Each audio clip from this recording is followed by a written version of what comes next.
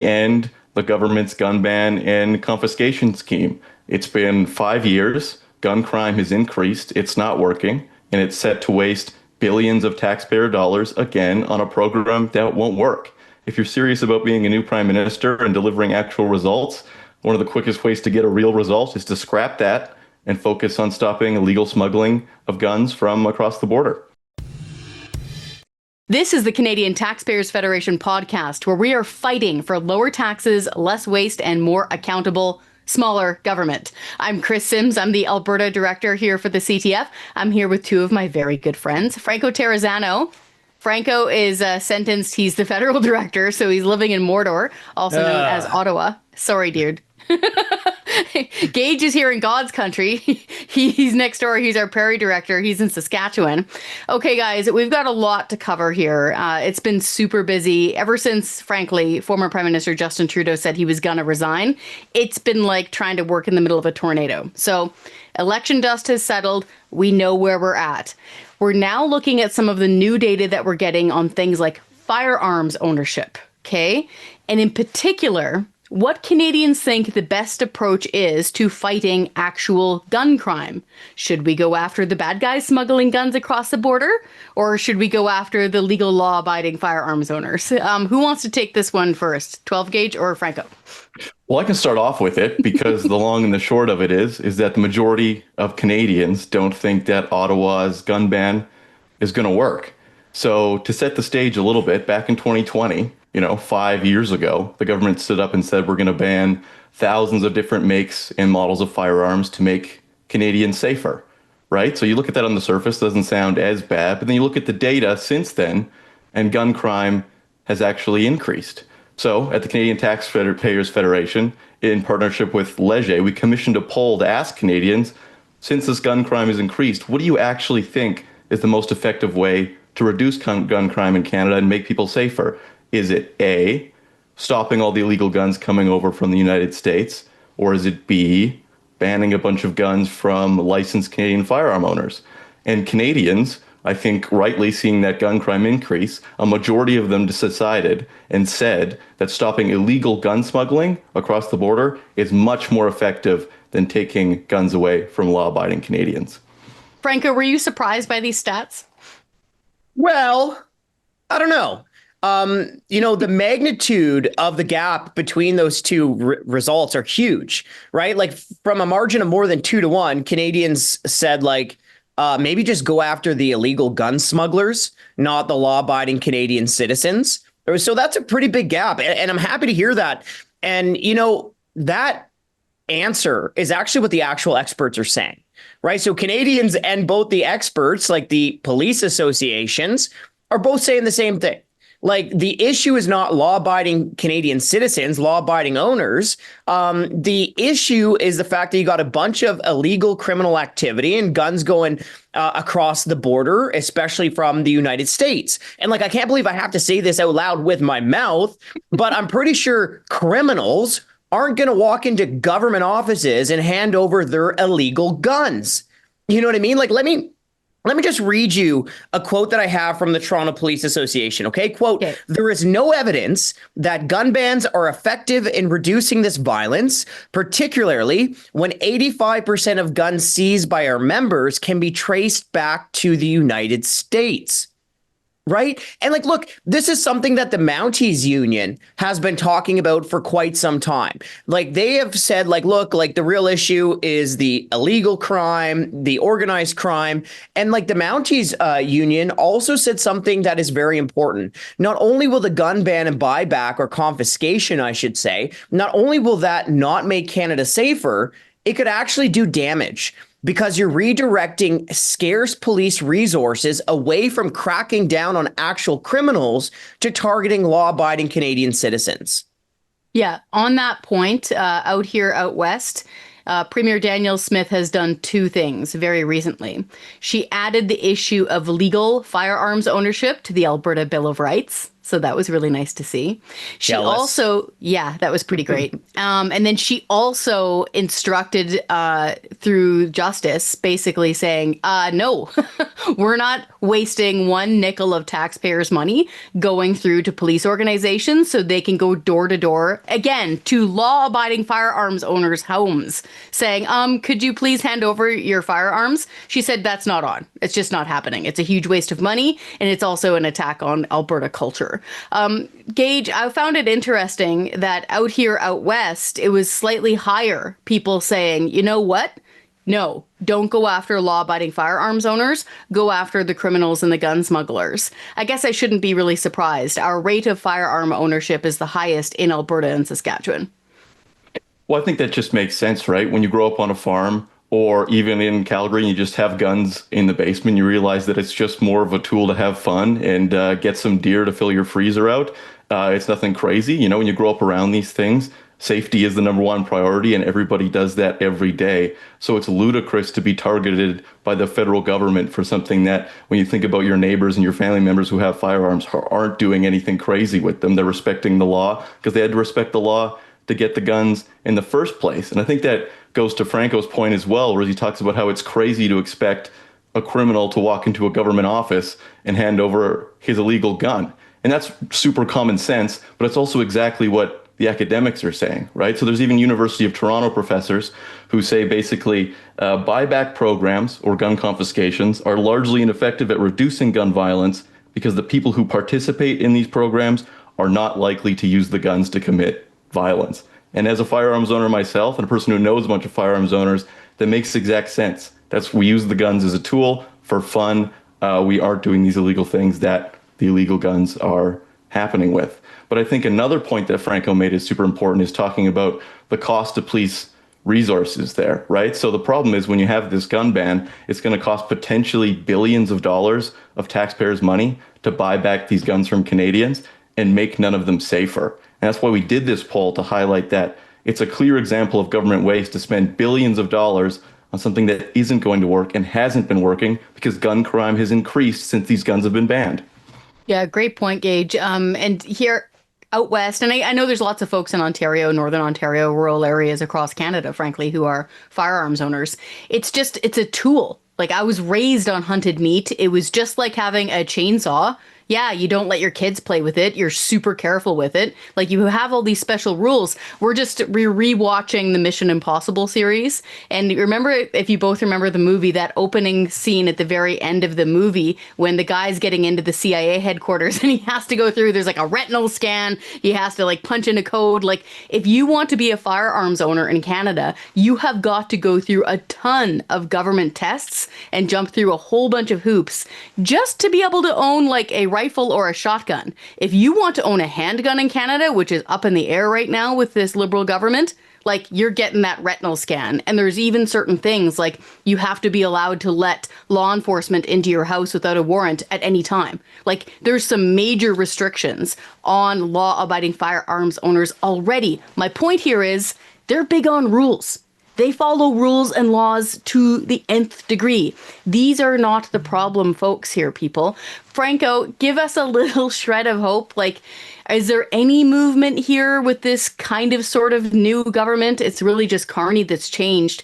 Any chance? I mean, I was listening to the King's speech, and he mentioned protecting the rights of hunters, if I recall the language he used. Is there a chance that they could let up on this and say, you know what, it's not worth the cost and not worth the headache?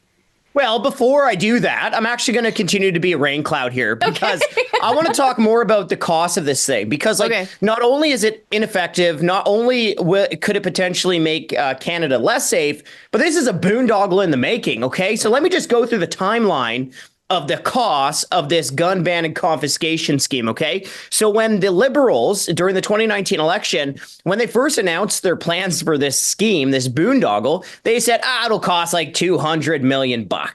Right. What's $200 million between friends?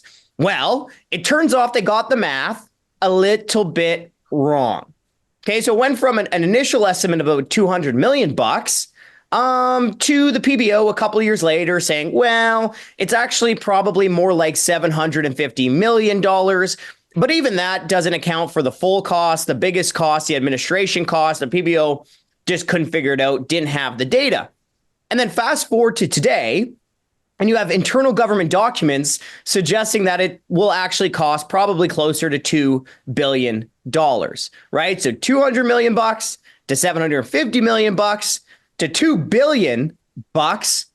But oh, wait, even that price tag is likely low. You have independent analysis from the think tank, the Fraser Institute, that says, well, the cost could actually be as high as $6.7 billion. So, yeah, the politicians got their math just slightly off. Now, folks, we're going to bring in a new segment of this little podcast, and I would like to get our listeners and our watchers in the comments section. Let us know. How much do you think Trudeau, or now I guess Carney's or the government's gun ban boondoggle, how much do you think it's going to cost? Do you think it's going to cost a couple $100 million? No. Do you think it's going to cost $2 billion, maybe $6.7 billion? Or how high do you think the cost for this gun confiscation scheme is going to go? Let us know. Write it in the comment section wherever you're listening it. I think it's going to be astronomical, and I'm laughing. It will, because you have to laugh or you'll cry. Oh my gosh. I will point out, I do read the comments, right? And I was reading the comments on our last chit chat that we had. And some folks are saying, God, how could you people be laughing? Like everything has gone to hell. I understand. Okay. I get it. Number one, if you don't laugh, you'll cry.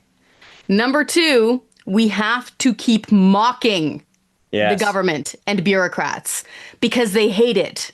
Okay, that's really one of our only weapons that we have here. And so we have to keep laughing at them. Also, just speaking personally, swallowing all the black pills all the time isn't good for you. So I'm the red pill lady. I will deliver you this information to make sure you stay awake and keep on fighting. I don't know where you guys are at on your pill color. Yeah, it depends on the second of the day, really. But hey, let me just jump into this because you mentioned like where are we going forward? So, you know, in the speech from the throne that was delivered by the king, which sets out the government's priorities, right? The new government's priorities. The speech did make reference to respecting law-abiding Canadians. So I don't know, that gives a little bit of hope, or at least that tells me that there's a wedge issue, that if our supporters, Canadian Taxpayers Federation supporters, are, you know, pounding away at these politicians saying like, look, this is going to be very expensive and it's going to be ineffective. It won't keep Canadians safe. I think we can push the government on this fiasco in the right direction. But Gage, you've been following this a little bit closer than I have. Like, what are the official statements coming out of the government? Yeah, well, frankly, that's where actually I'm a little hopeful also. And we're kind of seeing the pressure from Canadian Taxpayers Federation supporters working, because we go back to the last election. And on the debate stage, all three of the major federal party leaders, when the issues of firearms came up, they all mentioned that illegal guns coming across the border was a problem. And that's something you wouldn't have seen in the last couple elections, something they wanted to shy away from. So at least now you see that the government and all the people who wanted to be in charge of this country are at least acknowledging that it is a problem. And that's the next first step to try and push out. So if that's the real problem, that means we need to end this gun ban and buyback. But unfortunately, there has been no statement on saying they're not going to do it. They're just pushing on that hope thing. Because during election, Carney did say that he was going to continue with it and implement it, but it's not exactly sure when that's going to happen. You know, we've already been waiting 5 years for the government to try and do something on this. So we're going to have to wait and see exactly what happens, but we'll be there to update you when it does. Awesome. Well, I do see some little rays of light here and some hope. I will also remind our listeners and viewers, keep on the opposition. Okay, because they're right now, they just finished a crazy long election campaign. Some of them are barely remembering their own names right now. Okay, so they're regrouping. Okay, and they're going through their kit bag saying, what are we going to keep fighting and what are we going to toss? Right. Make sure you stay on the opposition, stay on the Conservatives, keep emailing your member of parliament and say, hey, firearms ownership and getting rid of this confiscation and this ban is a really big voting issue for me. You better stay on this. They really do need that kind of direction, especially coming from their constituents. Speaking of bureaucrats wasting a heck ton of money, Franco, did we want to get into your 99 Luft balloons of like red liberal bureaucrats that it's blown by? Oh, so that's the reference. You were saying Yes. stuff, and as I normally do, I just like smile and nod and didn't really catch your reference. You didn't but I catch figured my reference this morning when I started singing? Oh, I just thought, it was really early. that's probably funny. Okay, folks. Well, the new data is in from the government. And over the last 10 years, the federal bureaucracy has ballooned by 99,000 extra government bureaucrats. So there are now 99,000 more federal bureaucrats than there were just 10 years ago. Now, a couple things that I want to point out. So I want to get into some of the biggest bloat in Ottawa in a second, but look, like one thing that stuck out to me is that there has been over the last year a very, very small cut in the number of bureaucrats, like less than 2.7% reduction in a year. But like that's not even close to enough. I mean, we're talking about 99,000 extra federal bureaucrats over the last decade, a cumulative increase of 38%. And if you want to talk about saving money, the only way to actually cut taxes and fix the books is to cut the number of bureaucrats. Because like, look, if the bureaucracy had only increased with population growth over the last 10 years, taxpayers would save $7 billion a year. A year. Okay. And look, it's not just the number of bureaucrats that has gotten out of control. The cost of the bureaucracy has gone up even faster. The cost of the bureaucracy has gone up 73% over the decade. 73%. Are any of you getting even close to 73% better services from the federal government? No, maybe 73% longer wait times trying to get the CRA on the phone, but definitely not 73% better services. So folks, not only are you paying for more bureaucrats, you're paying for more bureaucrats taking bigger pay. Gage, you go ahead. I'm doing the math on that. Did you just say 7 billion? If we'd kept up with just population increase, taxpayers would save 7 billion per year? I sure did. Okay, give her, Gage. Well, Franco, I think if someone wanted to push back on you, they might say, okay, maybe they're not doing these leaps and bounds better, but maybe they're just meeting the goals they had a little bit better. Like they're hiring these people for a reason to do some sort of job. Are they doing that job? Oh, that's so cute. Look, like they're not even failing the Canadian Taxpayers Federation tests. Like we're pretty, we're hard. They're not even failing our tests. They're failing their own tests, right? So even the parliamentary budget officer pointed this out that within any given year, federal departments can barely meet half of their own performance targets. So you're paying for what? Tens of thousands of extra bureaucrats over the last number of years. You've paid for literally more than 1 million pay raises over the last 4 years. You're paying for hundreds of millions of dollars in bonuses. Okay. And then they write their own tests, their own performance targets, and they can barely pass it. They can barely pass their own tests. So the only thing that taxpayers are saving to get out of this situation is a higher tax and a higher government debt bill. So I did the math, and the $7 billion per year that we would save, that would cover the annual grocery bills for an average family of 4. It would cover 437,000 families' grocery bills. Nearly 500,000 families' grocery bills could be covered with the amount of money they're just blowing on this particular form of government bloat. Unbelievable. Gross. Can I just read you some of the departments? Because there's 7 departments in 10 years, 7 departments and agencies that have more than doubled the number of government bureaucrats. More than doubled. Okay, so let me just read you the top offenders here. Infrastructure Canada, the number of bureaucrats there increased by 375% since 2016. Yeah. Women and Gender Equality Canada, 334% increase. Sorry. How you feeling over there, Chris? You feeling better? Great. I feel so represented. That's great. Oh, good. Good. The RCMP External Review Committee, 229% increase. Elections Canada, 173% increase. The Immigration and Refugee Board of Canada, 158% increase. The Financial Consumer Agency of Canada, 154% increase. And the Impact Assessment Agency of Canada, 127% increase. Sorry, what was that financial consumer thingy-mabob? The Financial Consumer Agency of Canada, 154% increase over 10 years. What the hell is that? Is that food inspection or something? No, look, I don't know. I'm sure I'm sure the vast majority of Canadians probably know of one department, and that's like Global Affairs Canada, just because they waste all the money on sex toy shows around the world. But I mean, like things are pretty bad. The silver lining is that there's so much fat in Ottawa, they could cut so much, and Canadians would notice no impact to their daily lives. One last thing to point out before we jump on to another fun topic is like, look, Carney's said that he wants to cap the government bureaucracy, but like, are you serious? Like, that's just entrenching the Trudeau government's out of control, overly expensive bureaucratic hiring spree. Like, that's nuts. Cap it. You know, it's funny. I don't remember them door knocking on that issue. Weird. Like, weird. I know it's not good enough for us for them to cap it, but I don't remember the Liberals going door to door, especially in the boroughs of Ottawa, door knocking, say, hey, I'm going to freeze hiring in the bureaucracy. Don't remember that being top of mind. But also, like, after you've just added like 100,000 bureaucrats in a decade, capping it? Like, are you serious? You know, you're needing liposuction on this government at this point, folks. This is not saying that you're not going to eat chips today. We're at like critical hit the red button moment here. It's like you dummy 3 bags of Doritos every night and you say, okay, I'm going to just keep eating 3 bags of Doritos. And only that amount. I won't go to 4. No, Great this improvement. is hanging on to those red pills. What were you going to say, Gage?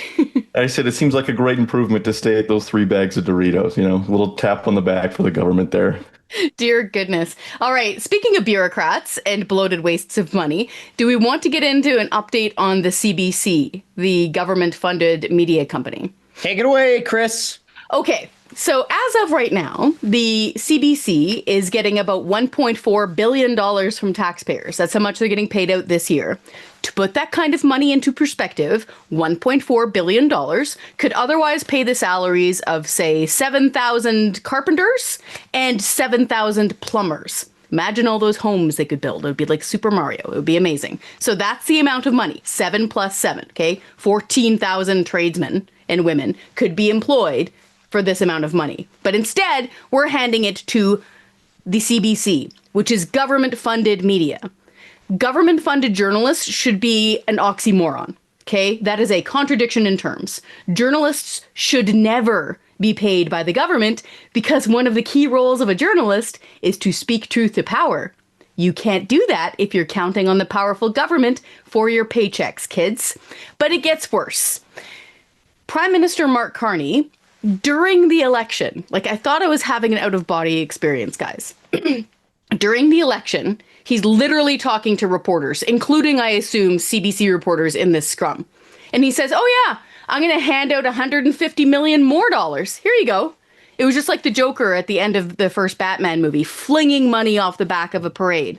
The problem here is that it's an obvious contradiction, okay? This conflict of interest is so big, it would cast a shadow on Godzilla.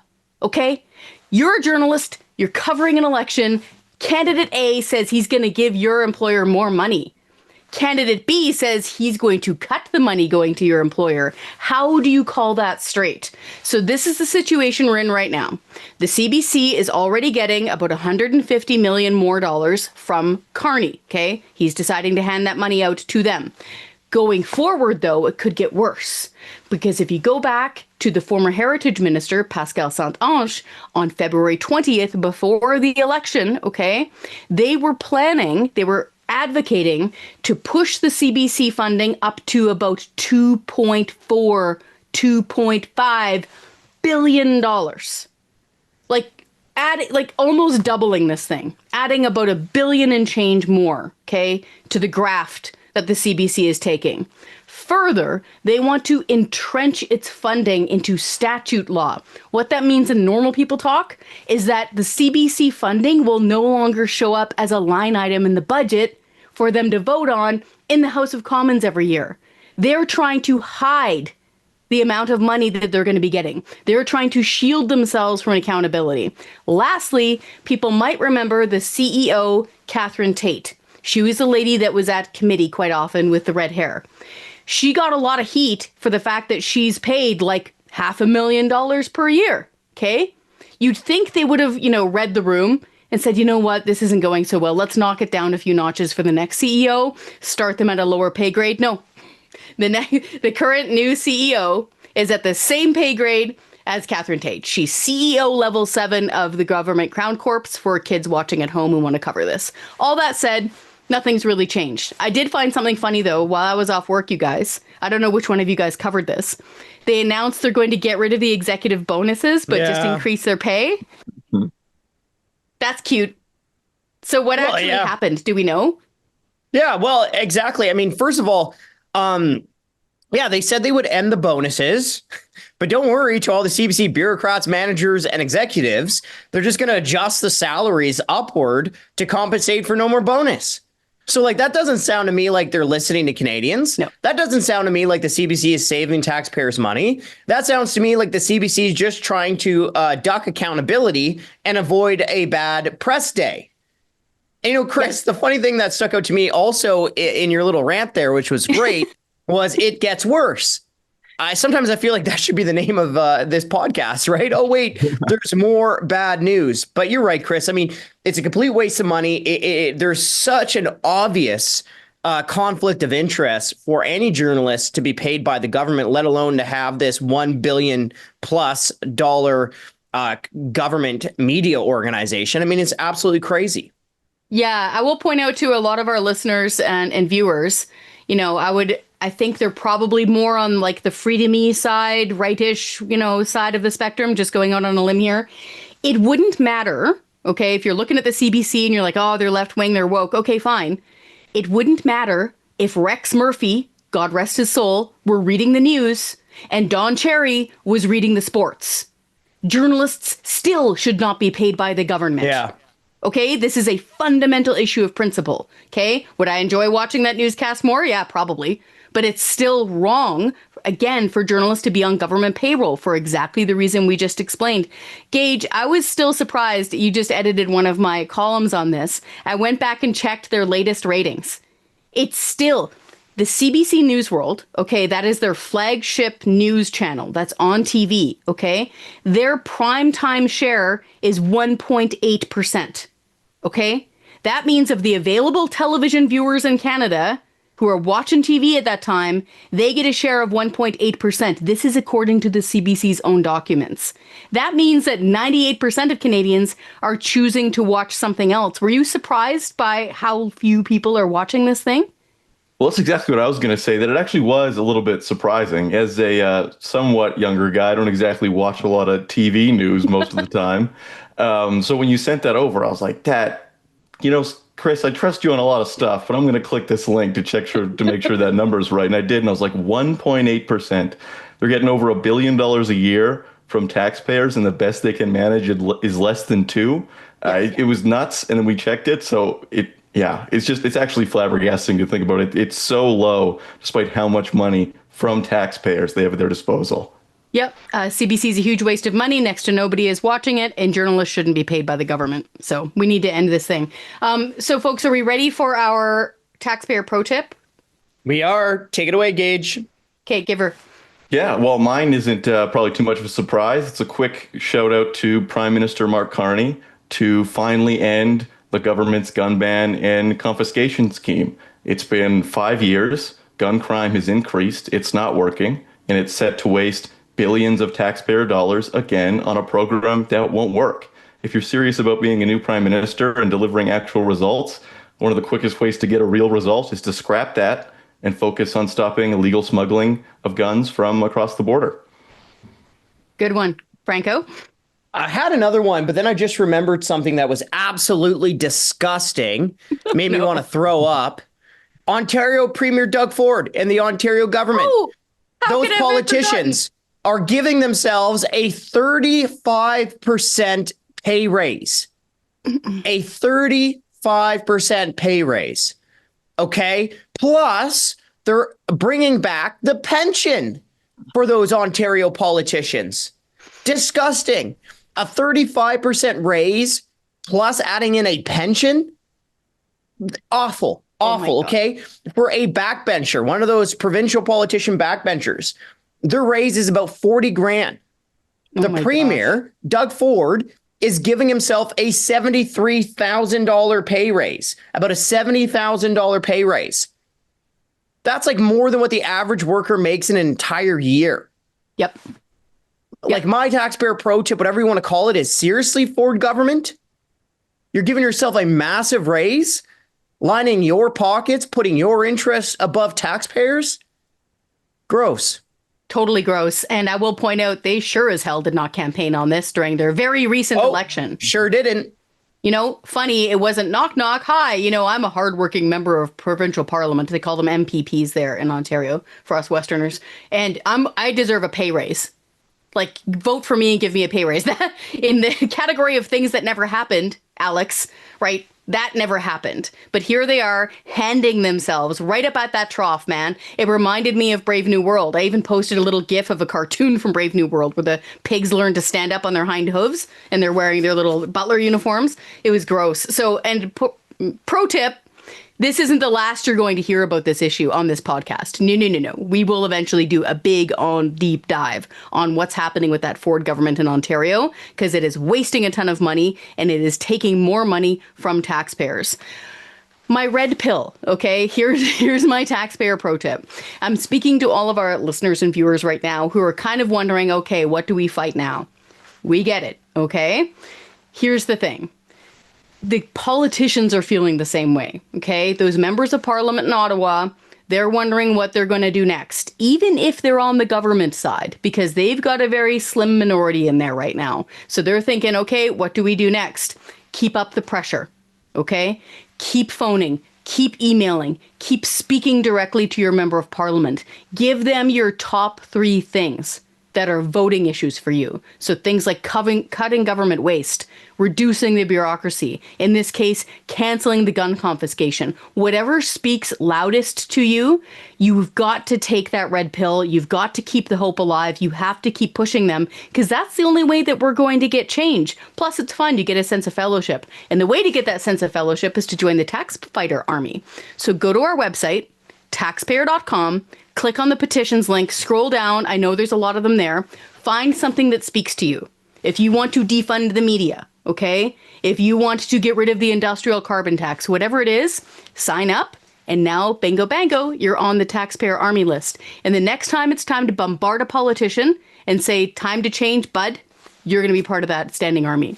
Franco, Gage, thank you so much for joining us today. Thanks for listening, folks. Be sure to tune in next time where we're fighting for taxpayers. And let us know how much you think the gun confiscation boondoggle is going to cost. Yeah, were the Liberals right when they said 200 million? Is it more likely 2 billion, 6.7 billion? How many billions, folks? Just the number. Settle this bet between all of us here. Leave a comment on YouTube, Rumble, however you're watching. We're going to go through the comments and we're going to read your most entertaining comments on the next show. Till next time.